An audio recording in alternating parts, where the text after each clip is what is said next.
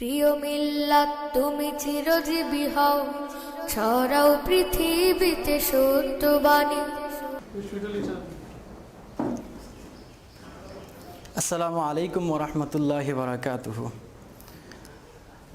This is MD Sibgatullah, lecturer in English, Tamirul Millat Kamil Madrasa.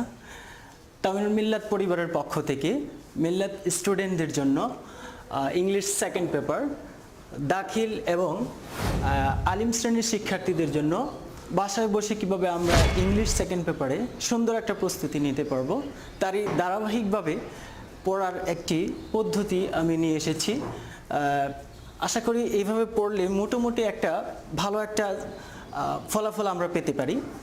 First of all আমরা যে বিষয়টা স্টুডেন্টদের ক্ষেত্রে আমরা যেটা ভালো মনে করি যে ইংরেজি শেখার ক্ষেত্রে আমরা ইংলিশটা শুরু করব কোত্থেকে। ইংরেজি বাসায় আছে, এখন তো স্যার নেই, আমরা এখন একা একা কীভাবে পড়বো, সময় নষ্ট করি, আমরা ফেসবুকে ইউটিউবে এটা সার্চ করি ওটা সার্চ করি, কিন্তু আমরা আসলে সত্যি করে কোনটা পড়লে আমরা সঠিকভাবে আমাদের সঠিক গাইডলাইনটা পেয়ে সঠিকভাবে আমরা যেতে পারবো সেটা আমরা এখনও বুঝে পেরে উঠতেছি না। সেজন্য আমি নিয়ে আসলাম সুন্দর একটি ক্লাস।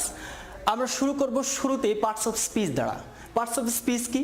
আমরা তো জানি যে পার্টস অফ স্পিচ যদি বলা হয় যে ছাত্রদেরকে যে তুমি পার্টস অফ স্পিচ বলো, তাহলে তুমি বলবে যে স্যার এটা তো একবারে সোজা, noun pronoun adjective verb adverb preposition conjunction interjection, that means parts of speech হয়ে গেল না। আসলে পার্টস অফ স্পিচটা কেউ যদি ভালো করে পড়ে তার ইংরেজি গ্রামারের 80% কভার হয়ে যাবে পার্টস অফ স্পিচের মাধ্যমে ইনশাল্লাহ।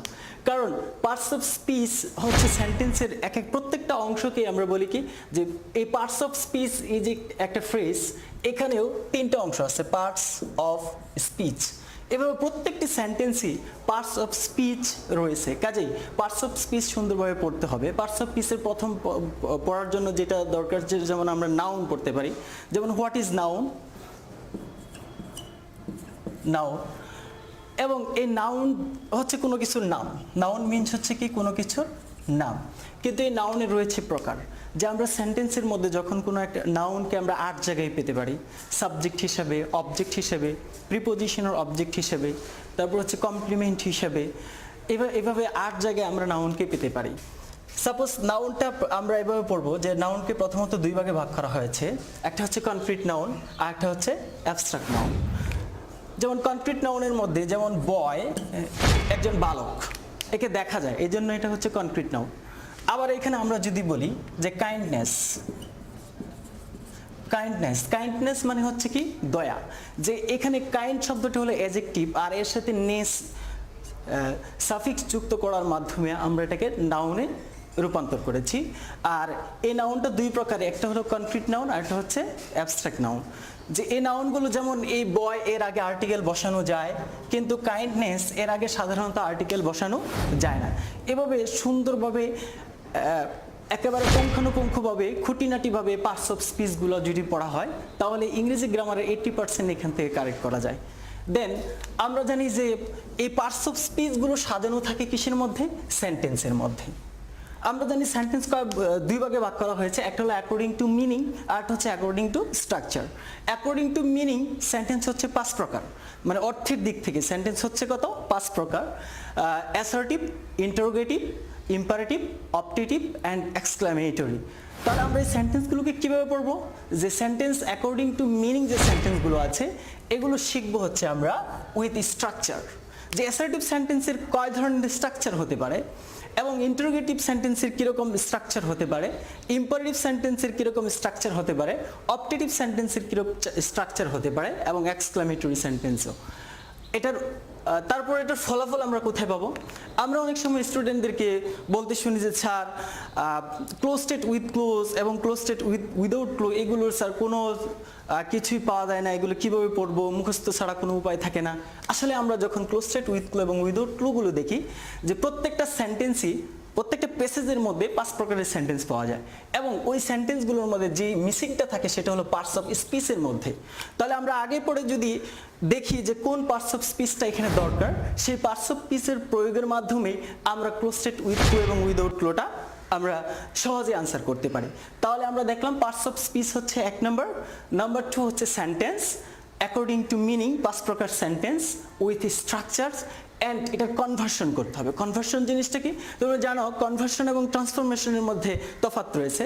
কনভার্সন হচ্ছে সেন্টেন্স চেঞ্জ হবে উইথ মিনিং, যে মিনিংও চেঞ্জ হয়ে যাবে, কিন্তু ট্রান্সফরমেশনে সেন্টেন্সটা চেঞ্জ হয় কিন্তু মিনিংটা চেঞ্জ হয় না। তাহলে আমরা শিখব কনভার্সন। যেমন আমরা একটা সেন্টেন্স যদি লিখি যে হি গোস টু মাদ্রাসা, তাহলে এটার কনভার্সন যেমন আমরা এটাকে যদি আমরা নেগেটিভই করি, যেমন নেগেটিভে নিলাম, নেগেটিভে নিলে তাহলে এই সেন্টেন্সটা হবে কি হি ডাজেন্ট গো টু মাদ্রাসা। এখানে গোজ হয়েছে কিন্তু এখানে গো, এখানেও একটা গ্রামাটিক্যাল পদ্ধতি রয়েছে যে হি গোজ টু মাদ্রাসা, এখানে হচ্ছে কি একটা সাবজেক্ট অ্যাকর্ডিং টু স্ট্রাকচারের অ্যাসার্টিভ সেন্টেন্স, এটা সাবজেক্ট, এরপরে হচ্ছে verb. Subject third person singular হওয়ার কারণে এই ভার্বের শেষে ই এর যুক্ত করা হয়েছে এবং বাকিটা হচ্ছে এক্সটেনশন হিসেবে আমরা ধরবো। এরপরে আমরা যখন এটাকে কনভার্সন করেছি, সাবজেক্টটাকে ঠিক রেখেছি, সাবজেক্ট প্লাস এটাকে কনভার্সনের নেগেটিভ করা হয়েছে, এখানে দেওয়া হয়েছে ডাজেন্ট কেন হলো, থার্ড পারসন সিঙ্গুলার আসার কারণে এখানে এই সেন্টেন্সে কোনো অক্সিলারি না থাকায় একটা অক্সিলারি দেওয়া হয়েছে। আর ডাজেন্ট হচ্ছে কি থার্ড পারসন সিঙ্গুলার হওয়ার কারণে ডাজ এবং এর সাথে নট যুক্ত করে নেগেটিভ করা হয়েছে। আর এই ভার্বটার মূল ফর্ম প্রিন্সিপাল ফর্মটা এখানে দেওয়া হয়েছে, এরপর এক্সটেনশন একই রয়ে গেছে। তাহলে এইভাবে আমরা কনভার্সনগুলো করব। ইনশাল্লাহ পরবর্তী ক্লাসে আমরা সেন্টেন্স নিয়ে আলোচনা করব। এরপর যে জিনিসটা আমাদের দরকার যে সেন্টেন্সটা চলে কিভাবে, যে প্রত্যেকটা সেন্টেন্সই দরকার হচ্ছে একটা verb. Without a verb it is impossible to make a sentence, যে একটা ভার্ব ছাড়া একটা সেন্টেন্স তৈরি করা একেবারে অসম্ভব। কাজেই সেন্টেন্সের মধ্যে এই ভার্বটা দরকার হয় টেন্স। আর টেন্স হচ্ছে আমরা জানি 3 প্রকার এবং প্রত্যেক প্রকারের 4টি করে প্রকার রয়েছে, সর্বমোট 12 প্রকার। টেন্স ইউজ করতে একেবারে এটার ব্যবহার সহ সুন্দরভাবে টেন্সগুলোকে শিখতে হবে। এরপর আমরা জানি যে পার্টস অফ স্পিচ শেষ করার পর এটা হলো একটি ওয়ার্ড, সিঙ্গেল ওয়ার্ড, কিন্তু এরপরে দেখা যায় যে ফ্রেজ অ্যান্ড ক্লজ। ফ্রেজ জিনিসটা কি? ফ্রেজটা হচ্ছে যে পার্টস অফ স্পিচের মতো কাজ করবে, কিন্তু পার্টস অফ স্পিচ হলো একটি ওয়ার্ড, কিন্তু ফ্রেজের মধ্যে রয়েছে একাধিক ওয়ার্ড, কিন্তু কোনো ফাইনাইট ভার্ব বা সাবজেক্ট একসাথে পাওয়া যাবে না। আর ক্লোজ হচ্ছে যে ক্লোজের মধ্যে একটি সাবজেক্ট প্লাস ভার্ব থাকবে। ক্লোজ হচ্ছে 2 প্রকার, ক্লোজকে প্রিন্সিপাল ক্লোজ এবং সাবঅর্ডিনেট ক্লোজ, আর একটা হচ্ছে কোঅর্ডিনেটিং ক্লোজ। 3টি ক্লোজ রয়েছে। এরপরে আমরা এই ধাপগুলো শেষ করার পর আমরা চলে যাব এবার এই ধাপগুলোর মধ্যে কিন্তু আমাদের গ্রামাটিক্যালে আমরা সরাসরি দেখা যায় যে পরীক্ষায় ইউজ করতে পারি না, কিন্তু এখান থেকে আমাদের পরীক্ষায় ব্যবহার শুরু। যেমন এরপরে চলে যাব আমরা ভয়েস চেঞ্জ যখন আমরা পড়বো তখন আমাদের দেখতে হবে যে সেন্টেন্সটা অ্যাকর্ডিং টু মিনিং কোন প্রকারের সেন্টেন্স রয়েছে সেই অনুযায়ী আমাদের ভয়েস চেঞ্জ করতে হবে। ভয়েসের মধ্যে চেঞ্জ হয়, টেন্সের চেঞ্জ রয়েছে। এরপরে আমরা ভয়েসটাকে শেষ করার পর আমরা চলে যাব নেরেশনটাকে সুন্দরভাবে আমরা পড়বো। প্রথমে আমরা সেন্টেন্স নারেশনগুলো করব অ্যাকর্ডিং টু সেন্টেন্স নারেশনগুলো শেখার পর আমরা চলে যাব প্যাসেজ নারেশনগুলো করতে হবে। এরপরে হচ্ছে সেন্টেন্স নারেশন শেষ করার পর আমরা পড়তে পারি হচ্ছে কানেক্টরস। কারণ আমরা যখন কোনো একটা কিছু বড় আকারে লিখতে যাই পেসেজ আকারে, তখন শুধু সেন্টেন্সগুলো দ্বারাই আমাদের একটা পেসেজ বড় হয় না। এই পেসেজগুলোকে সুন্দরভাবে সাজানোর জন্য, রিঅ্যারেঞ্জ করার জন্য আমাদের দরকার হয় কানেক্টরস। কাজে কানেক্টরস মূলত হচ্ছে যে আমাদের যে পার্টস অফ স্পিচের কনজাংশন, আমরা জানি যে 7টি কনজাংশন রয়েছে। ফ্যান ভয়েস এগুলো হচ্ছে 7টি কানেক্টরস এখানে রয়েছে। এছাড়াও আরও কিছু কানেক্টরস রয়েছে অর্থবোধক, যেমন ফার্স্টলি, সেকেন্ডলি, দেন, এরকম অনেক কানেক্টরস রয়ে গেছে, এগুলো আমাদের পড়ে নিতে হবে। এরপর আমাদের প্রতিদিন ইংলিশকে ভালো করার জন্য সবচেয়ে গুরুত্বপূর্ণ যে জিনিসটা রয়েছে সেটা হলো রিডিং অ্যান্ড রাইটিং। আসলে না পড়ে কখনো ভালো কিছু হওয়া সম্ভব হয় না। আমরা এই যে ধারাবাহিকভাবে যে বিষয়গুলোকে আমরা সাজালাম এগুলোকে প্রতিনিয়ত পড়তে হবে এবং প্রতিনিয়ত ইংলিশ পড়তে হবে। ইংরেজি মেন টেক্সট বইটা যে আমাদের আছে, আমাদের অনেক স্টুডেন্ট আছে যারা এগুলো ধরতে চায় না। আসলে টেক্সট বইটাকে সুন্দরভাবে পড়তে হবে, অর্থ বুঝে পার্টস অফ স্পিচ আকারে সেই রিডিং থেকে বের করতে হবে। তারপর কোন ধরনের সেন্টেন্সটা আমার সামনে আসতেছে সেটা বুঝে পড়তে হবে, কোন টেন্স সেই সেন্টেন্সের মধ্যে ব্যবহার হয়েছে সেটা আমাকে রিডিং টেস্ট থেকে বের করতে হবে। এরপর হচ্ছে সেন্টেন্সের মধ্যে ফ্রেজ, পার্টস অফ স্পিচের চাইতে বড় ফ্রেজ এবং ক্লোজ আকারে আমরা পাবো।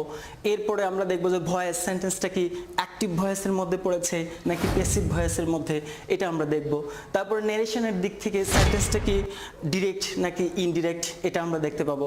তারপর একটা সেন্টেন্সের সাথে আরেকটা সেন্টেন্স সংযুক্ত করার জন্য কানেক্টরসগুলো আমরা সুন্দরভাবে দেখব। এভাবে আমরা প্রতিদিন কমপক্ষে মিনিমাম 5 পেজেস আমাদের পড়তে হবে এবং এই ফ্রেজগুলো পড়ার পর আমাদের কিছু কিছু লেখার অভ্যস্ত করতে হবে। যেমন ইংরেজিতে একটি কথা আছে যে practice makes a man perfect.